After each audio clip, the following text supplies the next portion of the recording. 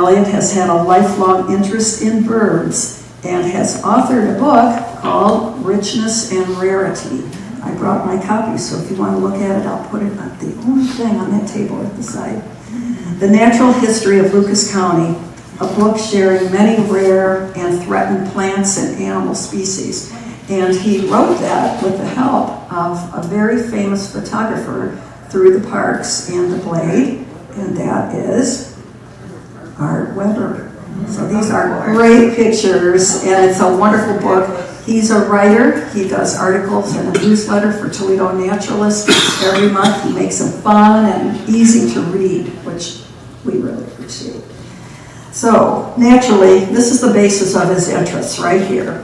His wife, Chris, is over here, and Chris and he have traveled around the world on primarily nature-focused tours. Chris is the photographer. Elliot is the yacker, his self-pronounced nickname. Today, Elliot is going to lead us through a natural history of the tour of Israel. Let's hear it. Elliot Tramer.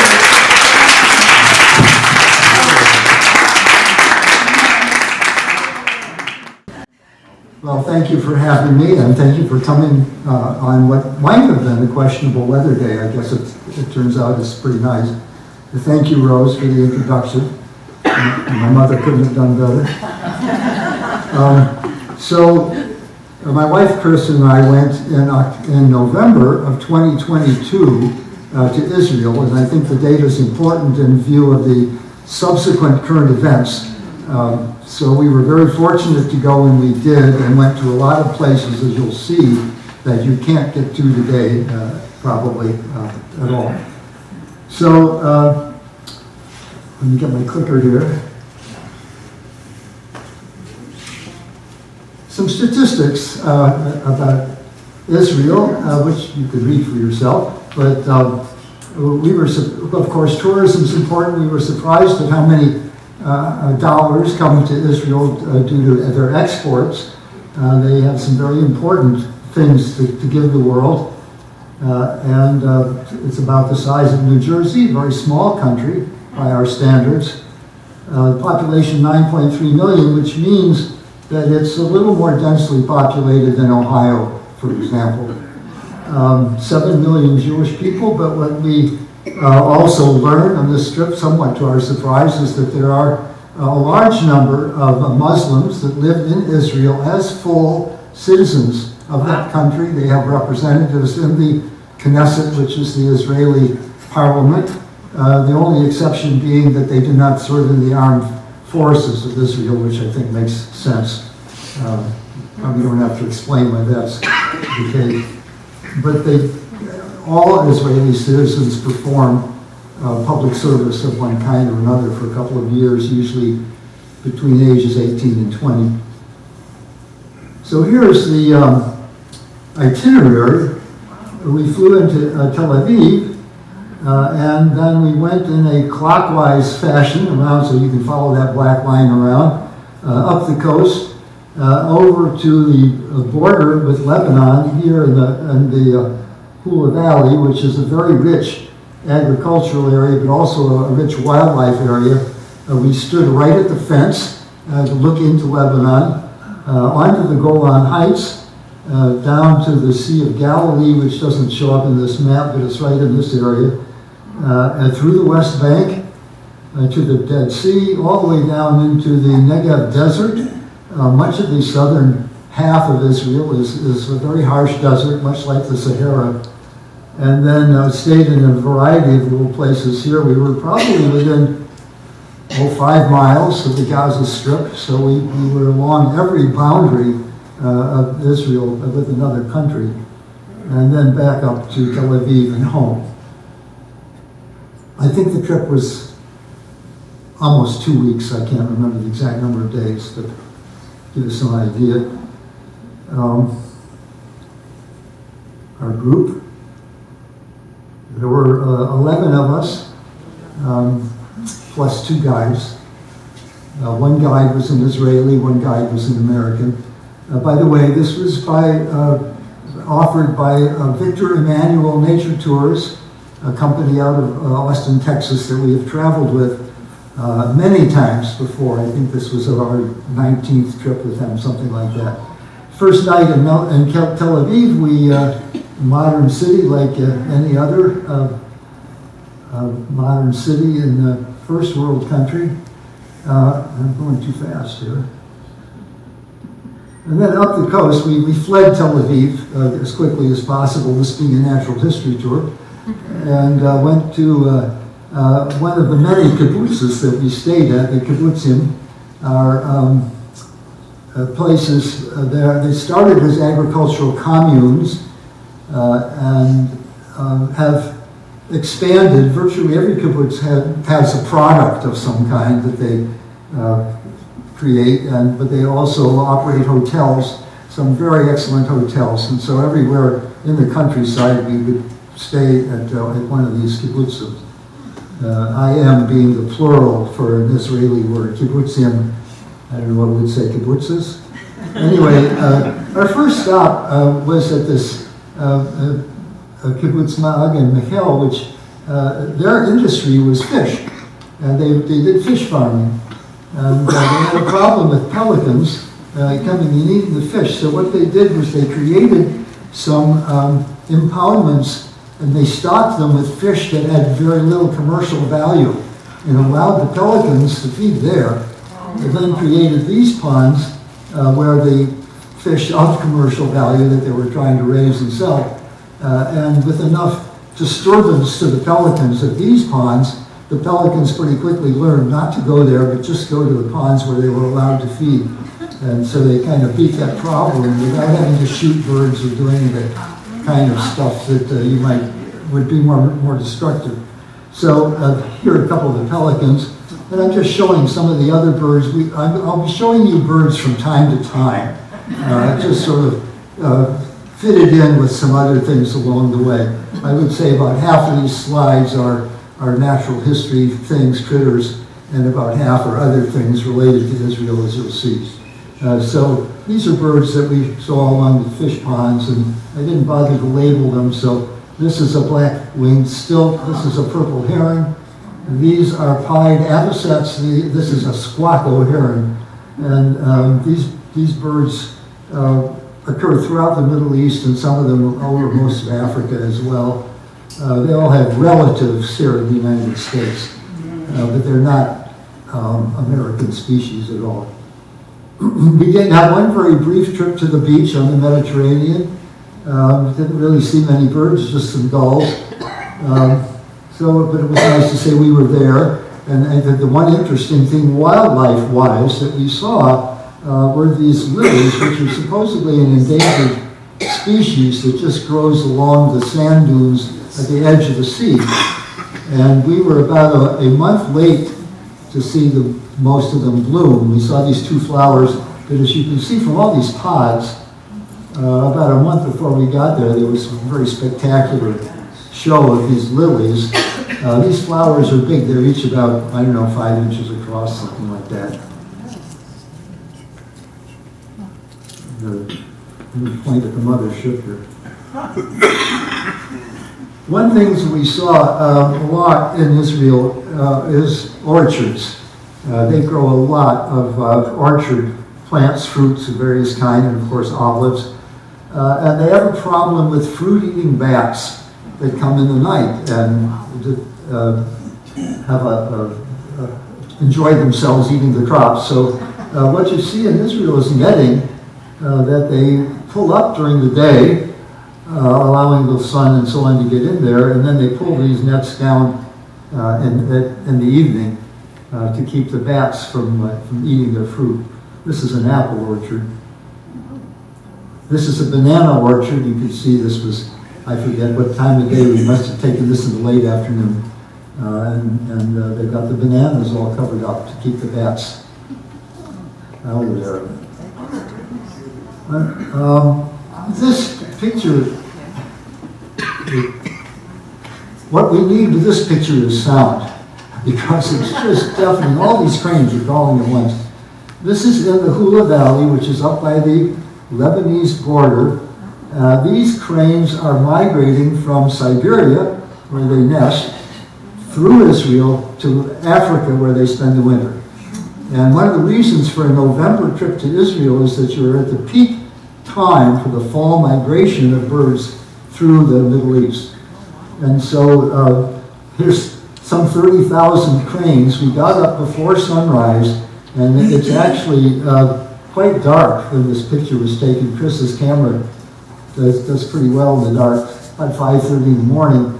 And just after this, all the cranes get up at once and leave to go to the fields. So we wanted to be there to see the cranes leave, and here they go at about 6 in the morning, just as the sun comes up. It's really spectacular, also deafening. But it's a real wildlife show. We also saw jackals. We saw jackals at several places during our, am I still audible? Several places during our trip. These are about the size of a small German shepherd, very coyote-like animal, ecologically essentially same niche as the coyote. And this animal we saw only once. This was probably our most exciting wildlife sighting of the trip. We saw it early in the trip, of course. That's why it's here. But this cat was at dusk. This cat was trotting away from our van across the field, and Chris dashed to the doorway of the van, and the cat was curious enough about us to just sit down and look in our direction for a few seconds. Chris took this picture of the cat, I guess about 75 yards away, so credit to my wife here. And as soon as she took the picture, it jumped up and ran off into the bushes. Our guide was very excited. Apparently it's unusual to see this animal. So there he is. Anyway. Elliot's size. Pardon? How big is it? About the size of our bobcat, which would be about maybe 3 times the size of a large house cat, something like that. A 25-pound animal, maybe, something like that. This is a nature center up in the Hula Valley, very close again to Lebanon. Very nice, relatively new, the Stephen Harper Center, and school groups were brought there to see. There's hands-on exhibits, and it was nice to see that the Israelis are very much conscious of environmental quality and preserving their wildlife and so on. As far as I know, there's no hunting in Israel. I think that's accurate. Well, I promised I would show you birds, and so there's one of these bird collages. I don't need to read, but you can read for yourself. These are birds that you see throughout the country in all sorts of places. Israel is fairly rich in wildlife, even though the whole country is very dry and rocky, and except for the places where there's actual agriculture going on. You don't see forests. You don't see tall trees. I don't know, the tallest tree we saw were probably date palms and groves.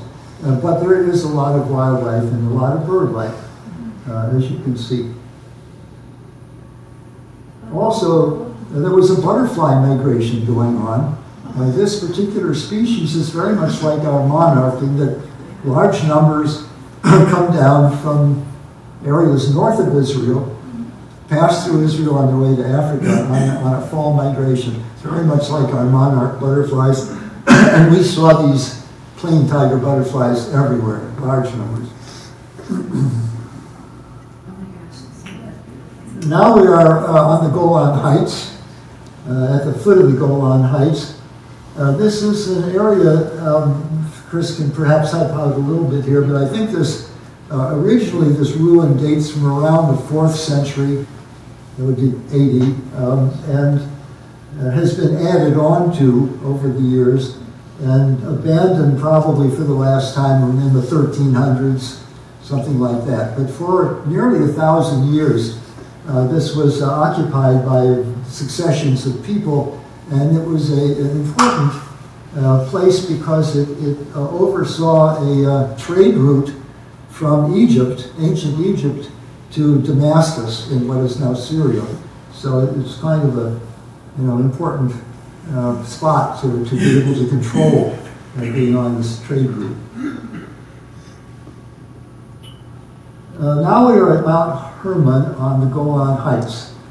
The highest elevation in Israel of 5,400 feet, and I'm going to say in Israel because since Israel has occupied this area since the 1937 war, so it's a de facto part of Israel, and I'm not here to talk about politics, but we were able to go to this area, and it is the highest elevation in Israel, and now the only place that gets snow.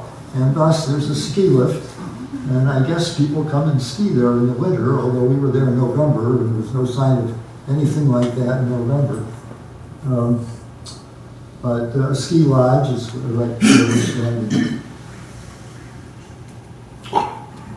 This is kind of typical of a lot of the Israeli countryside. A lot of scrubby, low vegetation, a lot of bare ground with rock. Occasionally gorges. It's very hilly and mountainous. Much of the country is very hilly, and water coming out of a spring someplace, and then over a waterfall and down a gorge. But there's not a lot of surface water in Israel, and aside from the Jordan, we didn't see any rivers or anything like that. Also on the Golan Heights, there are wind farms. We also saw a lot of solar energy. It seems a lot of electricity in Israel is generated from those two ways. Here's cedars of Lebanon, some low scrubby ones. They actually get taller, but we saw those, and I thought, well, I'd take a picture of cedars of Lebanon. And this lower half are the site of a battlefield during the 1973 war, where a battle between Syria and Israel took place. These two obelisks are in memory of Israeli soldiers that were killed there, and you can still see burned out, abandoned tanks. The Israeli tank here, a Syrian tank here, Russian built, we were told. And in many of the areas along the border of Israel, where there have been in the past military conflicts, you will see these signs warning you of dangerous mines and so on. So if you're a happy bird watcher that wants to go out across some field looking for a bird, you are advised that no, you're not going to do that, at least in these border areas. I mentioned 1.7 million Muslims in Israel. There are Arab towns, Arab cities in Israel. I have to say the population seems to be self-segregated, so that the people of Muslim faith are in their areas. You can see the minarets up in the top there.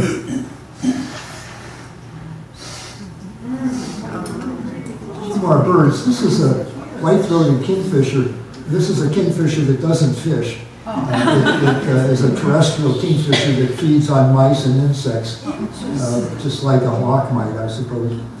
Pretty large bird, a little larger than our kingfisher, perhaps. There aren't a lot of real colorful birds in Israel, which is kind of fitting for a largely desert country. You don't see a lot of colorful birds usually, but the one really colorful bird is the male Palestine sunbird, which is this thing, iridescent purple and green, a very small bird. The female is down below of this gray thing. And on the right is the national bird of Israel, the hoopoe, which is related to our cuckoos, is in that cuckoo family. And they're ground-feeding birds, and very amusing to watch them. They have this kind of awkward behavior as they hop around, raise and lower their crests, and they dig up insects and stuff that are their food. The hupos own some Israeli currency, actually. The blue throat is winters in Israel. It nests in Eurasia, comes south, and winters in Israel. And then the bee eater that you see on the right is a resident bird in the country all year long. And my wife has taken all these pictures except for one, and that's the one time you'll see her.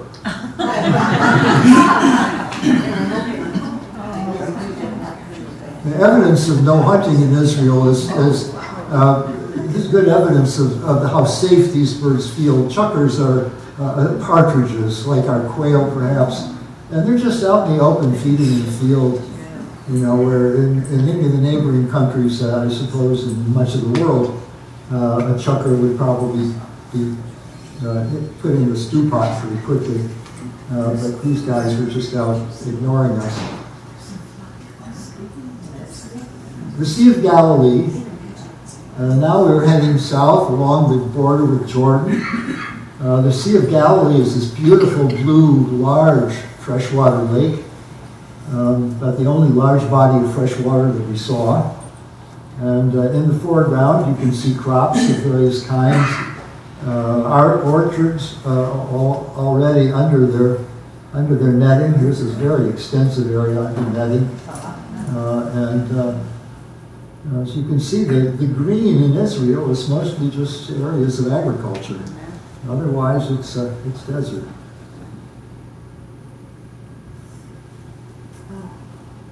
And the way the Israelis have succeeded in doing this is by inventing drip irrigation, which some of you may be familiar with already.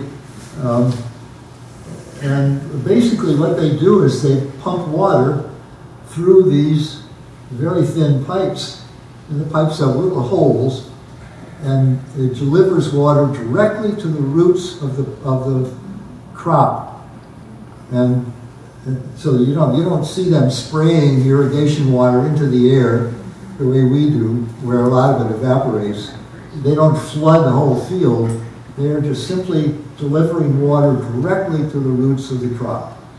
And this is a technique that has enabled them to grow food in the desert, and of course it's been copied in other countries as well now.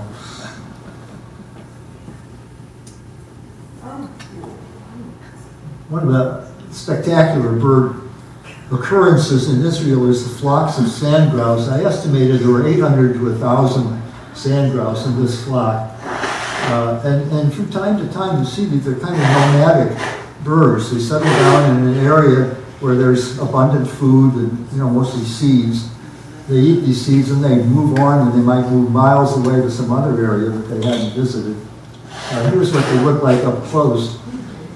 I don't know how far away you were when you took these pictures, but they were way out someplace. But this is what they look like up close, and they look pretty tasty too. They're not a small bird. Now, there's this old spiritual song, right? The river Jordan is deep and wide, hallelujah.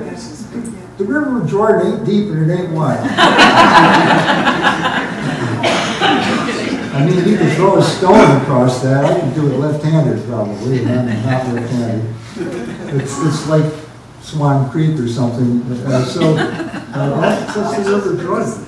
Now, in biblical times, maybe it was bigger, I don't know. But it was a little bit of a disappointment to us, actually. In one place that we stayed, we were on the banks of the River Jordan. We didn't know we were until we got up in the morning and we walked over to the bridge. So there's, actually, I'm sorry, I'm hitting the wrong button here several times.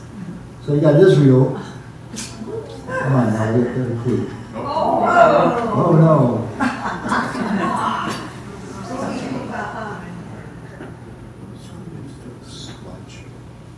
Well, I don't know what I did there.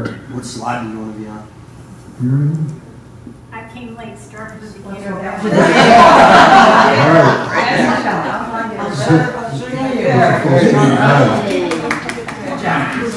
Now maybe I should just swallow this. All right. I think my thumbs are too big for the pen. Okay, so this tree is actually a tree-sized milkweed, maybe as tall as the ceiling here. And it has these big pods, as you can see on the right. And they actually, in biblical times, we were told, used the fluff from this tree as wicks for their oil lamps. And our guide, to show us that, actually took some of this stuff and rolled it up and made this nice little wick. He didn't light it with anything, but it's called the wick tree, and that's the local name for it. So we thought this was kind of interesting. Largest milkweed we've ever seen, for sure. Here are olives, and olives, of course, very important crop in Israel.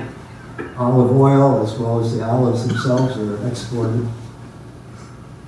So we get to Jerusalem, and we were delighted to find that in our one day in Jerusalem, half of it was spent with birds.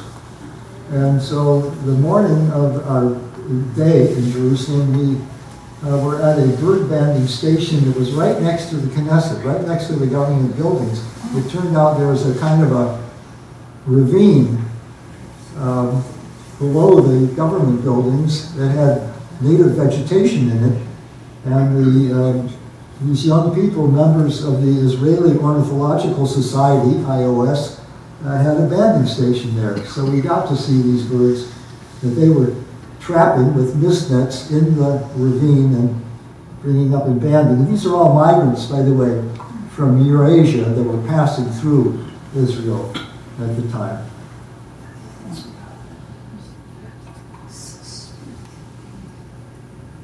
Well, we did spend an afternoon in walking around Jerusalem, and we stuck pretty much to the old town of Jerusalem, which is the ancient part of Jerusalem where many of the religious sites are.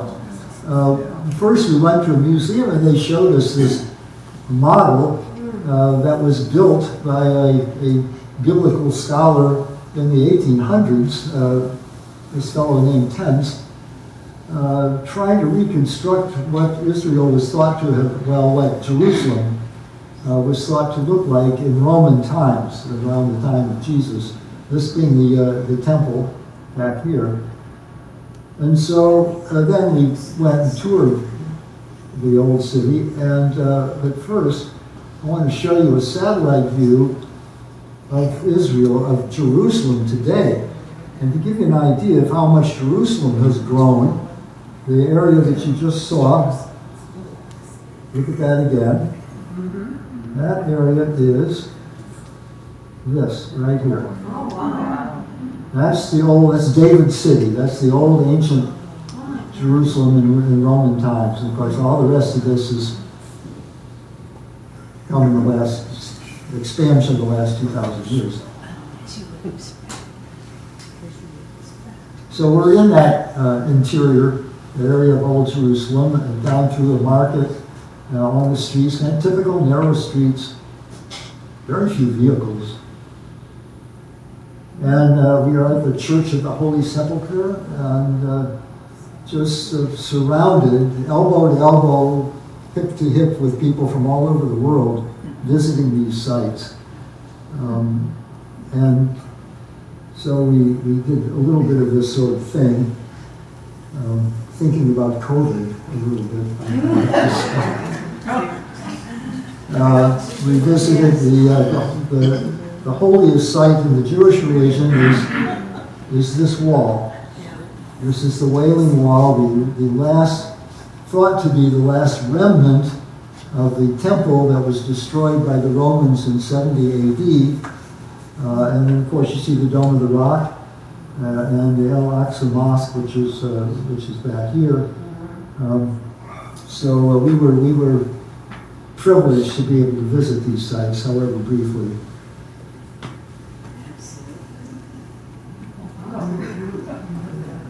course, we have to talk about food. Because I figured, well, you probably asked. If you stay in a kibbutz, you're going to get fed, and you're going to get fed well, and it's going to be locally grown food and so on.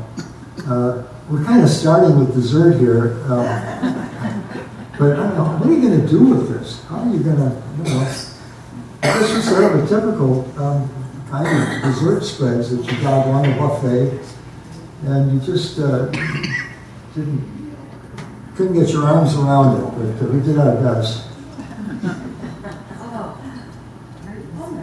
Kosher cuisine, and the kosher cuisine,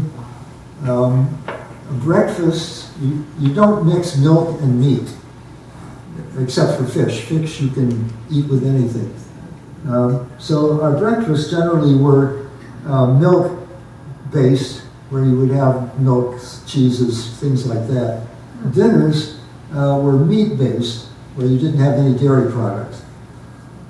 We found this just fine, and this is a typical dinner kind of spread. And we would go down with our trays and we'd take a little of this and a little of that, and we'd go back and sit at our table and say, I don't know what this is, but it sure is good. And we said it a lot. There were a lot of unrecognizable or semi-recognizable things that were very, very delicious. We had wonderful food. Lunch tended to be more of what you would find a familiar Mediterranean sort of cuisine with pitas and hummus and falafel and pomegranate juice and so on, which we also enjoyed very much. And really good salads, delicious salads. So the food was wonderful. Yeah. Now we're at the Dead Sea. This is the lowest place you can go on the Earth's surface.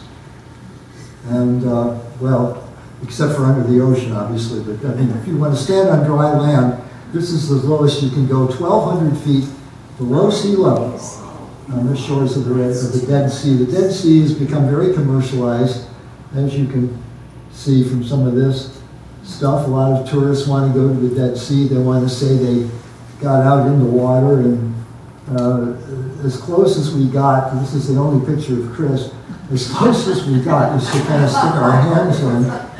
And once you stuck your hands in, you didn't want, at least we didn't want to do any more. Your hand kind of feels like you've got some sort of something on your hand that you have to peel off, And the water is very, very dense with salts and other various chemicals. And I just dipped the tip of my index finger against my tongue, and it was incredibly salty. I kind of went around spitting for a while after that. I mean, really, it's more than just salt. There's all sorts of minerals there. As you can see, when you get down to the southern end of the Dead Sea, it's all built up with factories that are extracting minerals and heavy metals from the Dead Sea waters and the sediments. And the Dead Sea, partly because of this extraction of things, is going down very quickly. The area of shoreline that we were on, our guide said had been underwater 10 years earlier. So the Dead Sea is shrinking, and part of it is climate change with more hot, dry weather and so on. But also just the extraction of things, which increases the evaporation. We went past caves where we were told some of the Dead Sea Scrolls were found. And we went past Masada, which many of you may know the story of Masada, but in one sentence, where the Jews on the top of Masada committed suicide rather than being captured and enslaved by the Romans. This dates to 68 AD. So, of course, it's a famous spot now for historical reasons. We did see camels. They all seem to be essentially at least semi-tame and being herded. We didn't see any wild camels. I think the tallest trees we saw in Israel were these date palms.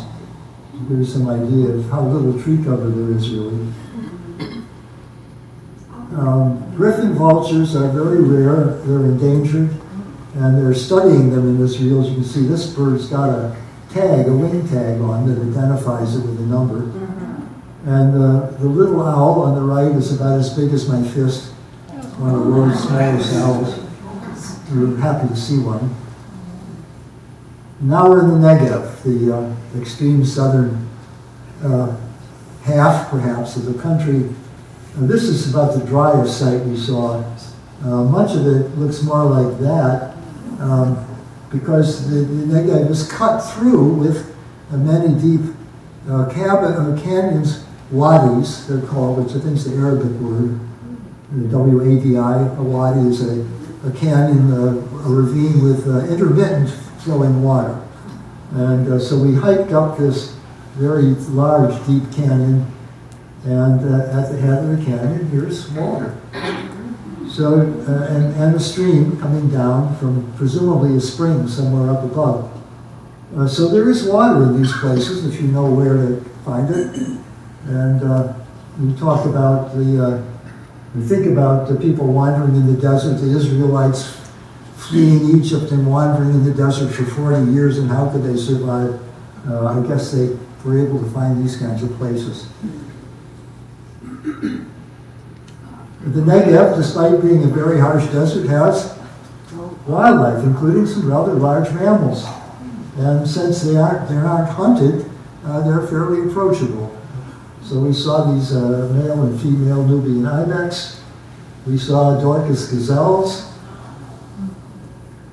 We did not see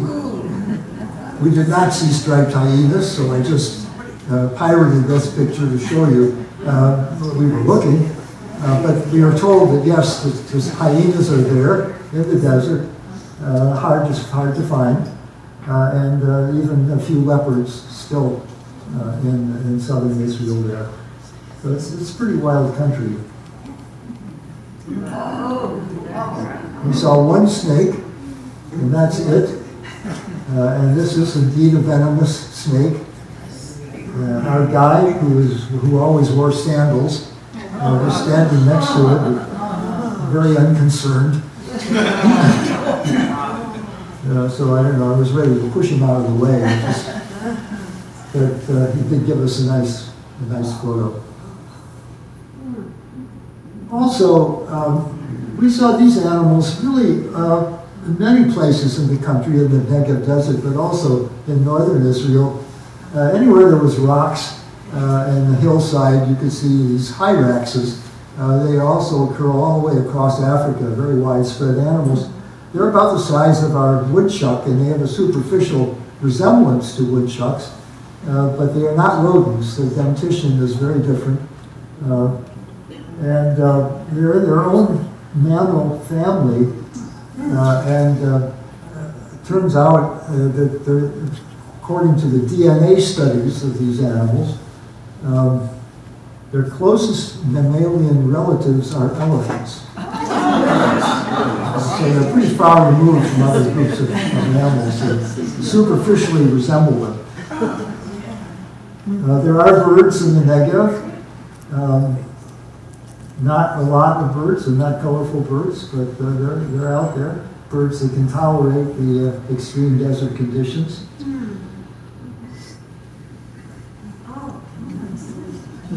And this is just about the end of my presentation, but we got a kick out of this bird because it is a bird of the marsh grasses, and it hides in the grasses among the reeds, where its stripes are a wonderful concealment. And its strategy is to just freeze and just blend into the background, its background. Well, this jack snipe apparently didn't realize that it wasn't out in the marsh someplace. It's just sitting in the open. And it just sat there, and we walked up to it and probably could have picked it up. I don't know. We resisted that temptation, but Chris got a nice picture of the jack snipe. He's probably one of the least intelligent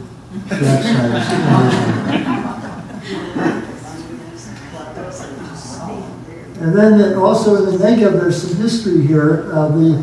During the First World War, the Turks wanted to capture the Suez Canal from the British, and they built this railway to send troops down to the canal. Well, as you know, they were never successful. I don't know if they even got that far. They lost the war. But the railway, well, the railroad tracks are still there, and some of the old cars are still there. And you can go up into these cars and use them as blinds to look for birds, through the openings in the trains. And we were there for an unconscionably long period of time in the hot sun, looking for a bustard, which is a crane-like bird that never showed up. So we named the bustard Godot, and then eventually went on to Tel Aviv, where our trip ends. So thank you very much for your attention.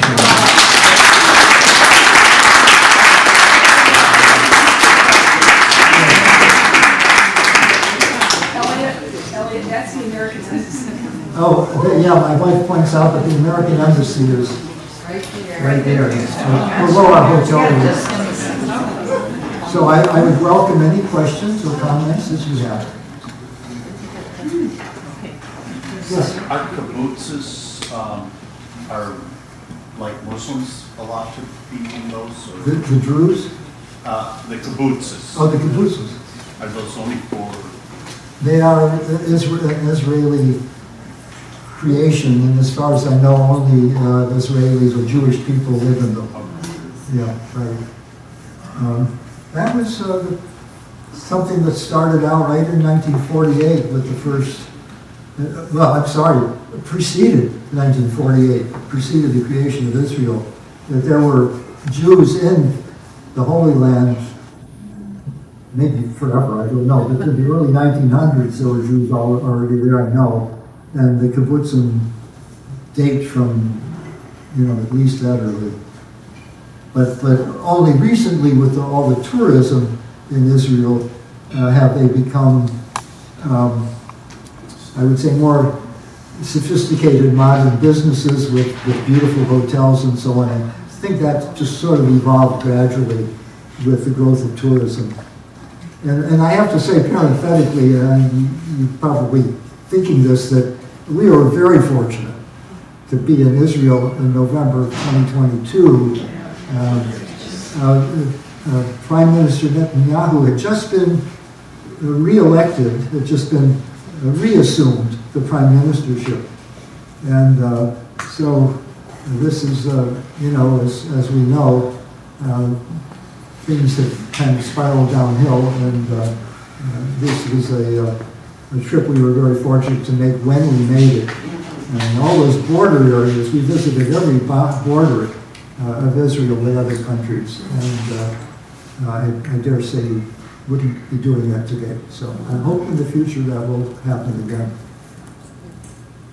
How did your group of 11 travel? Bus? We had a van, had a large van, like a kind of a minibus, with a driver and a guide, an Israeli guide, and we were very comfortable, very nice. Is there other public transportation besides planes? Well, of course, in the cities you see taxis and things, but I don't. We're out there. Maybe Chris is maybe more watchful of these things because I'm looking at birds all the time. But I don't recall seeing a lot of traffic on highways out in the countryside. The 2-lane roads, you don't see 4-lane super highways or anything, and I don't recall that we saw a lot of traffic. You pull into the grounds of the kibbutz, and of course there's other cars and there's people. The obvious tourism was in Jerusalem, where, that's where I think the majority of the tourists in Israel are going to the holy sites. And we were on a natural history tour. I think it's safe to say we saw a lot more of the country than the average tourist says, and And this is, you know, Chris and I have done natural history type tours in many countries, and I think one of the things we like about it, aside from the fact that, of course, that's our intense interest, is that you get to see a lot of the country. We went to Cuba, and you know, we got to see all around the countryside and the way the local people in the countryside were living and so on. And I think that was very educational and very enriching for us. And the only place we saw other tourists in Cuba, which I know I'm digressing, but I'm a professor, so what the heck. The only place that we saw other tourists in Cuba was when we went to a resort on the coast where there were Canadians who would come for a week, drink rum, and go home and say, I've been to Cuba. And I said, no, you haven't.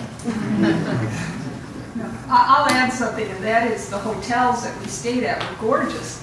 And most of them, their tourism wasn't from people outside Israel. It was from people from Tel Aviv or Jerusalem who were coming out for long weekends. And so they were set up where they would arrive for Shabbat, which is the Friday night. And those very conservative Jews, they can't work. They can't do anything from sundown Friday till sundown Saturday. So they came and the meals were provided. These kibbutzes would have a religious center where they could go and have their Friday night service. And, you know, so if we went to a kibbutz during the week, it wasn't as populated as when we were on the weekends. It was very busy on the weekends. A lot of Israeli citizens, Yeah. the majority were the tourists that we saw. Chris, would you talk about your photo equipment? I'm My sorry? photo equipment, okay, years ago, I had all kinds of lenses and I was a pack animal. And now, as somebody who has osteoporosis and I have to go lightweight, I have a Canon Power Shot that has everything is automatic unless I can switch it to manual, but with bird photography, things have to be fast. And so I need something, I miss a lot of shots because my autofocus doesn't focus fast enough or something, but my telephoto is just within the camera, you know. I zoom, and if I can't get it, I can't get it. But Elliot will hear me swearing, or I'll be in the back of the bus, and there's times I will elbow to the front and say, open the door quick, which I did for the cat. I just said, just open it, because the windows are tinted. You know? I'll tell you how we spend our evenings. She's sitting down, editing. Deleting hundreds of pictures, because when I Some get of home, deep is a rejected picture. And there's lots of those. yeah, when I get home, I don't want to go through 1,000 pictures. So I go through it every night, edit it down, and if it's blurry, it's gone. We have a couple of questions here. How are the costs, like for food and hotels? Oh, how much did it cost? It was a long tour for 2 weeks. Yeah. You know, and it's a very fair question, but this is about 6 tours ago for us, if not more. And that was the fall of 2022. It was expensive. Victor Emmanuel Nature Tours is not one of the, it's not like Rhodes Scholar. It's much more expensive touring. But I don't know. I'm sure we spent Over 6,000 per person. over 6,000 a person. That's fair. Yeah, 6,000 or 7,000 a person, not counting airfare. That's a package. It's a Right. I was wondering about, you know, if you were to go Oh, Of course, you Yeah. didn't have that, right? well, I don't know, see, everything's included. Yeah. So, I mean, which is the nice part of it. If you can come up with it, then everything's taken care of for you, which is a nice way to travel. Yes, sir. Just a couple of basic, do you need a visa to go to Israel? Did you have Just our passports. And also, were those, most of those pictures in parks, national parks? Did we see anything that was a national park? No. One was a biological conservation area or something. Now, the students- Hula Valley, yeah, but in the Hula Valley, there is a preserve. Right. Not a national park, it's a relatively small preserve, which is for the cranes primarily. But you didn't see much of that really in this What did you area. do, in terms of COVID, you came after the COVID, or during the COVID? We came back healthy, but I will say, when you get into some of these sites in Jerusalem, Right. where you're shoulder to shoulder with thousands Were of they people wearing a from mask all over the and all that? world, we masked a little bit. We Not all the time. I think we did mask that day. Okay. But you kind of have this, feel like you're just walking around in a fog of Right. exotic viruses all the time. So on that hunting, I know they probably have restrictions because of security, but also Muslims and Jewish people have dietary restrictions. So I don't know whether they could kill some of those animals and eat them, if they hunted them. I don't know if I exactly understand what you're Well, asking, but there's certain ways that they have to prepare their food, Right. whether like those birds that somebody might think are delicious, that they couldn't eat because of dietary restrictions and other issues. I think that in Israel there's a culture of not, since you don't hunt, there's a culture of not exploiting wildlife. Now, I think our impression was that Israel is a country where people are well fed. So, it's a lot easier to protect your wildlife when people aren't starving.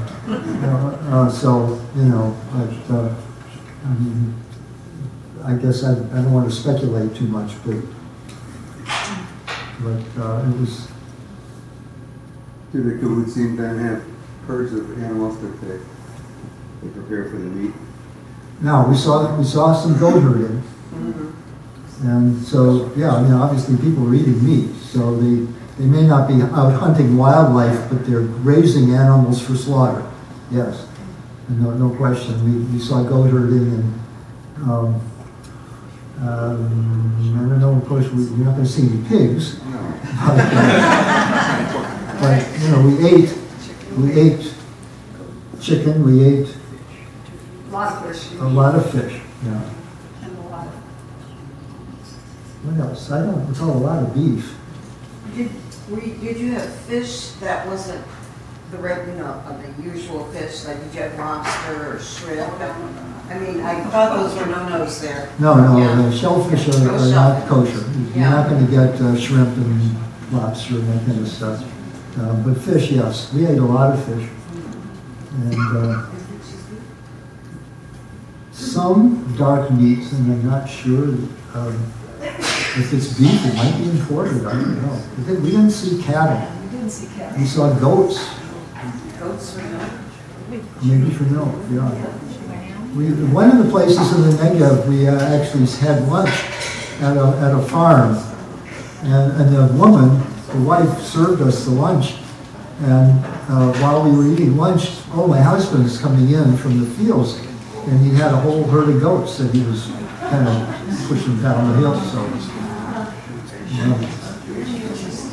as much as I'm interested in eating, I probably should have asked more about, what are you doing with those goats?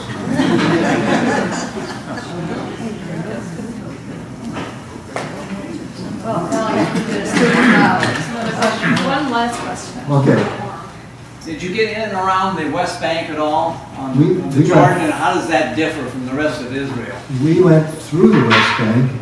Now, there's a lot we're not being told, of course, I'm sure. Where do you go in the West Bank? We never felt nervous. We never felt that there was any danger. And we're going through the West Bank, but I'm sure we were going through areas that were carefully chosen for tourist access. I mean, we're not totally naive about this kind of stuff. And we did occasionally see Israeli soldiers. We were careful not to take their pictures. We thought, that wasn't probably the best thing. So I'll tell you this one thing. We were driving through the Negev, and there was an interesting structure off in the desert. And having seen nuclear power plants before in these containment things, I thought, I wonder if that's some sort of nuclear facility. And I asked the guy what it was, and he said, it's a textile factory. We don't say nuclear here.